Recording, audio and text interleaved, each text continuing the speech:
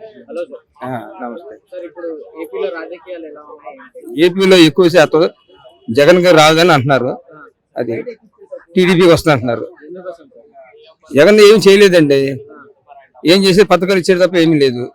అదే ఈ నారా చంద్రబాబు నాయుడు అయితే ఆ లోకేష్ నాయకత్వంలో కొద్ది యూత్ కాబట్టి ఇప్పుడు వాళ్ళ పవన్ కళ్యాణ్ సపోర్ట్ ఉంటే ఇద్దరు కలిసి డెవలప్ చేస్తారు.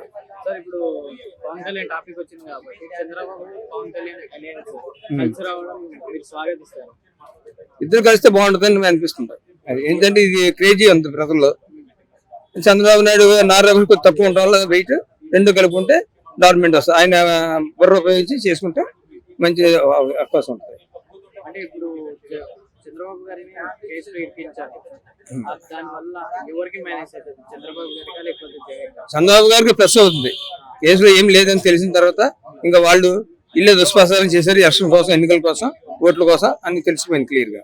అది ఆయన అంటే ఇప్పుడు ఎమ్మెల్యేలను కూడా రొటేషన్ చేస్తా ఉన్నారు. అంటే లోకల్ స్థానాల నుంచి కాకుండా వేరే వేరే స్థానాల నుంచి పోటీ చేపిస్తున్నారు జగన్ గారు. దాని గురించి మీ అభిప్రాయం ఏంటి? ఎంత వచ్చినా సరే అభిమానం ఎక్కడ పోదండి.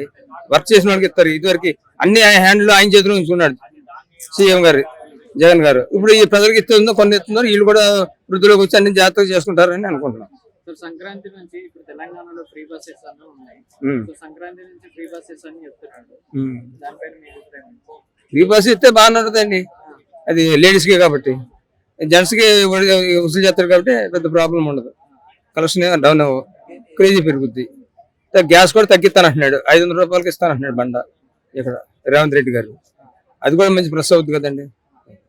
సో ఈ అంటే ఈ పథకాలన్నీ వీళ్ళు చెప్పినవన్నీ ఇప్పుడే ఈయన అమలు చేస్తున్నాడు కదా సార్, అట్లా ఏం ప్లస్ కాదు. పథకాలు ఉపయోగించుకున్నాడు తప్ప రెండోది విద్యార్థులకు బాగుంటది. పథకాలు చదివించిన వాళ్ళకి ఊరి పీపుల్ అందరికి అందుబాటులో ఇచ్చాడు జగన్ కాదంట్లా. మరి మిగిలిన మధ్యాహ్నంగా ఇయ్యనగా రేట్లు పెంచేసి వాడు ఇష్టం చేసేస్తే బాగుంటుంది. సో ఎన్ని స్థానాలు వస్తాయి టీడీపీ జనసేన కలిపి తర్వాత వైసీపీ? మొత్తం 100 రావచ్చు అనుకుంటున్నాం అండి. 100